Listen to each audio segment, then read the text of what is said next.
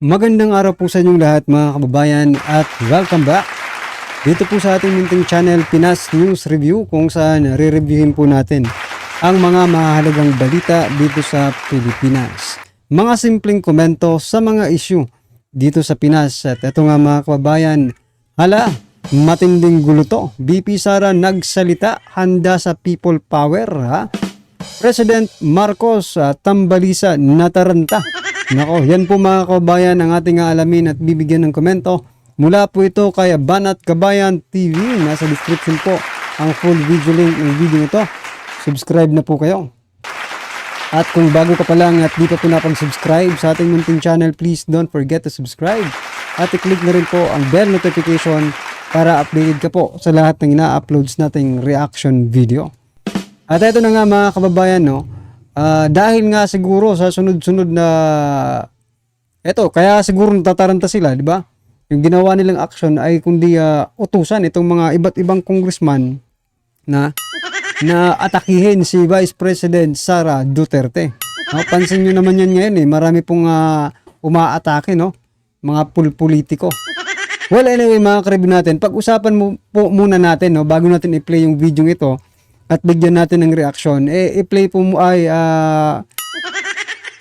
pag-usapan po muna natin, no, itong reaction ni Sir Jay Sonsa dito sa ginagawang pag-change ng strategy ng PNP mga kabayan, no, ni Chief Marbel mga kabayan. So eto, PNP Chief Marbel, new anti-drug ops target sources not people. No, pag-usapan po natin ito base po sa magiging komento ni Sir Jay Sonsa at kung ano nga ba yung magiging epekto nito mga kabayan. Kasi nasampulan agad no?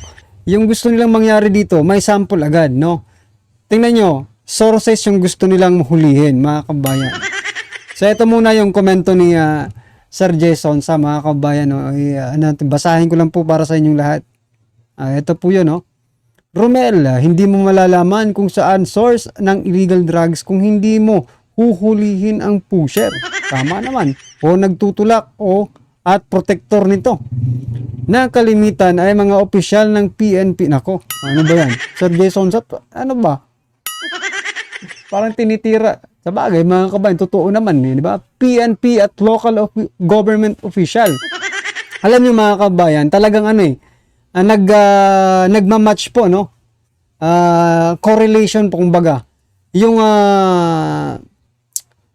analysis ni Sir Jay Sonsa, no, itong comment niya doon po sa gustong mangyari ni Senator Robin Padilla, wherein nakita ni Senator Robin Padilla na marami po ang involved at mga high value target, no, in terms of this drugs mga kabayan, na mga government officials.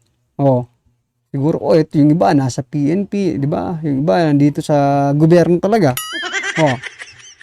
So yan po mga kabayan, totoo naman po itong sinasabi ni Sir Jay Sonsa na hindi mo talaga mahuhulihan. At sinabi ko na yata ito nung nakaraan di ba? Na yung chain nila, di ba? Supply chain, yung sinasabi nilang supply chain, no?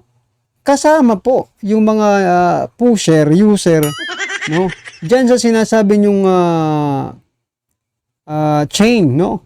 Supply chain, yung gusto nilang targetin.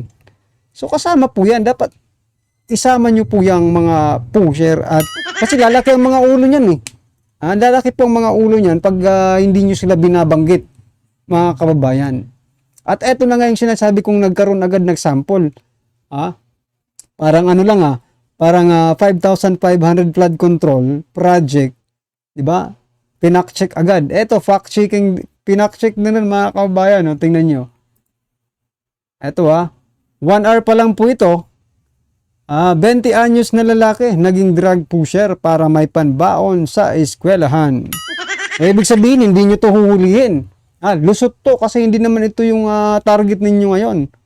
Mga kababayan, nahuli yata to Naging tulak umano ang ng droga ang 20 years old na bata na grade 9 student mula Parañaque City para daw pambaon niya sa eskwelahan. Nako.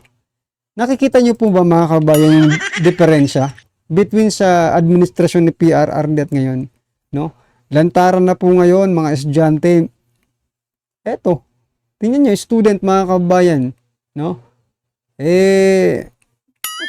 Mapapariwala ang buhay dahil po dito sa mga ganitong di ba? Dahil pambaong lang yan lang yung rason niya. Mga kabayan. Kasi kung talagang meron kayong kamay na bakal, no? May political will kayo, hindi ito magiging ganitong batang ito. Kasi matatakot to sa sa authority, sa gobyerno dahil may 'di ba? May kamay na bakal. Kaso wala eh. Kaya ito, mga kababayan, nasampulan agad.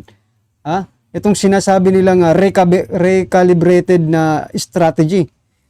No? Yung mga nako talaga yung mga dealers lang yung huhulihin nila, no? Target sources, not people, mga kababayan. So ano sa palagay niyo mga kababayan, magiging effective ba 'yan? Ito, magiging effective ba itong anti-drug ops nila? Na recalibrated yung sinasabi nila, di ba? New strategy, sabi nga bagong estratehiya. Eto, paano to ngayon? Hindi nyo ba to bibigyan ng pansin? Itong mga pusher na ito. Nasasampulan kayo agad di ba? Wala tayong magagawa dyan mga kababayan. No, bahala na po ang public opinion kung ano po ang opinion ng taong bayan, re-respeto pa natin yan, di ba? Kasi lahat naman po tayo may kanya-kanyang opinion. Depende po yun sa kung ano ang pagtingin natin sa isang bagay. Kung ito po ba ay makakabuti or makakasama, nasa sa inyo na po yan mga kababayan, no?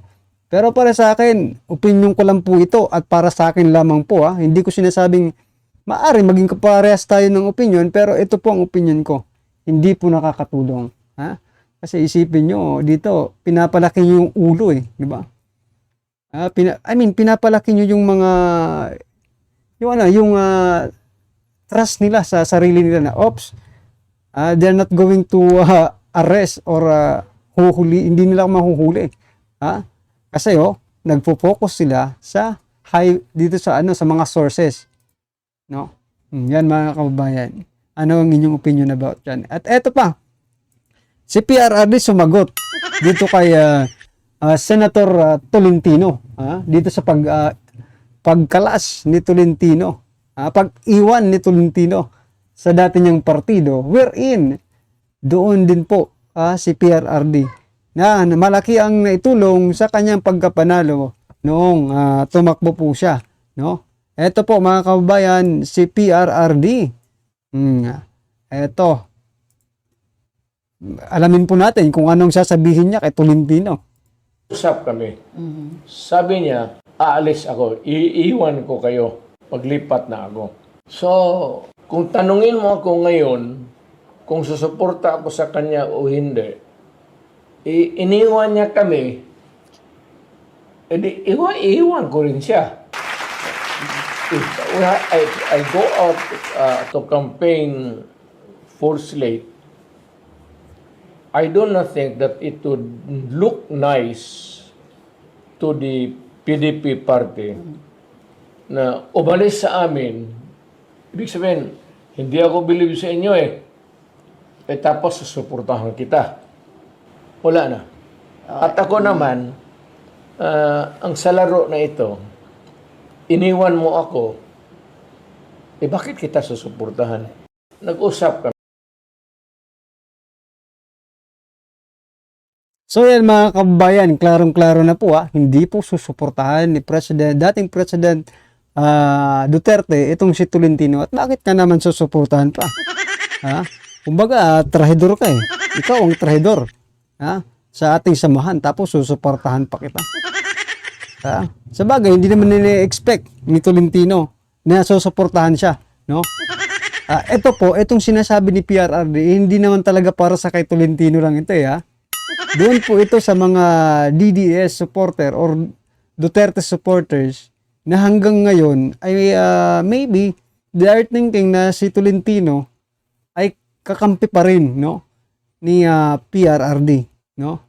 Hindi po ito para lang kay Tolentino na mensahe. Para sa lahat ng mga balimbing na bumaliktad, no? Na trinahidor. Nga? Si PRRD, ang mga Duterte, para po sa kanila itong mensaheng ito, mga kababayan. No? Oh. Kaya palakpakan po natin si PRRD. Ha? Talagang makikita mo yung political will pa rin, di ba? Yung kung anong sinabi, yun ang paninindigan. Unlike po sa ibang mga politiko, no? Sa ngayon, ganito magsalita after a few years. Ha? Iiwan ka na. Marami po yan. At nakikita po natin yan ngayon sa alyansa ng ating President Bongbong Marcos Jr. Kasi bumalik na eh. Si PBBM ay bumalik na po sa dati niyang partido, mga kababayan. Kaya isip-isip din tayo minsan, kung nakakatulong ba ito or hindi. Kung ito ang mga, real talk lang, mga kababayan, kung ito ang mga kakampi nila, mga kapartido nila, trinatarahidor pa, paano na lang tayo mga normal na tao, di ba? Tayong masang Pilipino, hindi trahidorin nila, na wala naman silang pakialam sa atin, no? O yan lang po, mga ka-review natin. At eto na nga, sama-sama at sabay-sabay po natin pakinggan, panoorin at bigyan ng komento ang video ito. Eto na po. Kami, for all eternity, yung pamilya namin nandito para sa taong bayan. Ready na po si VP Sara. Antay-antay lang po tayo. We are right on schedule. Nagsasalita na po ang Agila. Inday Sara Duterte, redeem the country. Save and unify the people. Stand with the people. And let us bring history. Marcos Jr., spare yourself of another people power that will drag you down from power. Huwag mong antayin kalat ka rin ka ng mamamayan. Hindi ko lang alam kung hanggang kailan nandyan ang suporta ng taong bayan. Pero kami, for all eternity, yung pamilya namin nandito para sa taong bayan. Sa kabilang banda, si Marcos Jr. ay tila isinusuka na ng mga tao dahil sa paraan nito ng pamumuno. Ang pagiging walang silbi nitong Pangulo sa karahasan na dinanas ng KOJC ay hindi makakaila at hindi maitatao. Bilang mga Pilipino, karapatan natin ang manawagan para sa pagbaba ni Marcos Jr. Sa isang press conference ay nasambit na ni VP Sara, ang we Filipinos deserve better. We deserve the best. Dito sa part na ito, sabi ni Vice President Sara Duterte, subalit ang Pilipinas ngayon ay patuloy na nagugutom, naghihirap at lumulubog ng dahil sa mga mapanlinlang na nakaupo sa pwesto. Pagod na tayong nakikita ang bayan na napag-iiwanan. Tinatrato na parang walang halaga. Hindi kaaya-aya at sunod-sunuran sa ibang lahi. We Filipinos deserve more than what we are hearing and seeing from the government right now. We Filipinos deserve better. We Filipinos should be the best. Ang issue ng Kingdom of Jesus Christ na ginagamitan ng batas, pulis at state terrorism bilang abusado at ala-diktadura na paghahari ni Marcos Jr. ay issue ng mamamayan. It's already beyond Pastor Kibuloy. It's already beyond the Kingdom of Jesus Christ. Issue po ito ng katarungan. Kung ang Pangulo ng bansa na siyang dapat nangangalaga sa batas, nagpapatupad ng batas at nangunguna sa pagprotekta ng mga inosenteng sibilyan, kabataan, kababaihan at manggagawa sa simbahan ng Kingdom of Jesus Christ ay siyang unang lumalabag sa mga batas na ito, walang dahilan na hindi niya gawin ito sa iba pang bahagi ng lipunan at mamamayan. Therefore, it extends beyond the Kingdom of Jesus Christ. I agree with VP that we deserve better. The government is designed for the people and of the people. And that is why if the government serves contrary to its calling, then we need to call its attention or we need to question already this government. Vice President Sara is simply invoking the social contract theory that all Republican governments are founded upon. We have the right to demand accountability on the public officers that we put into the levers of powers of our government. So if these persons who are not anymore performing their supposed job in accordance with the social contract theory, then we, the people, have the right to also demand that they step down from that government. Sabi nga po sa 1987 Constitution, Article 2, Section 1, the Philippines is democratic and republican state. Sovereignty resides in the people and all government authority emanates from them. Let's exercise this power, this authority, Tayo po dapat ang boss, ika nga. Panawagan pa kay Marcos, bumaba na ito sa pwesto bago pa magkaroon ng ikatlong people power. Marcos Jr., spare yourself of another people power that will drag you down from power. Huwag mong antayin kaladkarin ka ng mamamayan. Ang naglilikha ng pagbabago at kasaysayan ay mamamayan. So yan mga kaubayan, ang tanong, ang napakalaking tanong nito, bababa ba ang Marcos administration sa kanilang regime, di ba? Matagal nilang hinintay ito mga kababayan. Kahit nga si Kaper Silapid, ito ang sinasabi, di ba?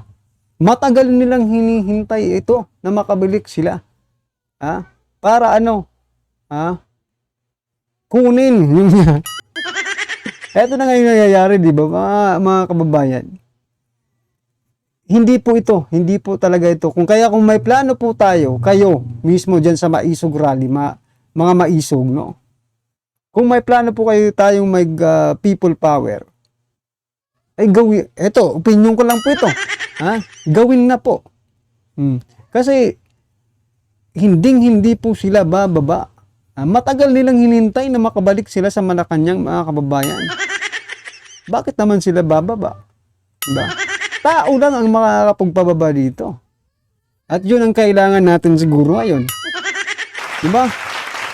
Wala na yung mga karibin natin. Ano man po ang inyong opinion, reaksyon, kritisismo sa video ito. I-comment lang po sa baba para at least alam po ng ating mga kabayan ang opinion patungkol po dito. Right? Maraming salamat po.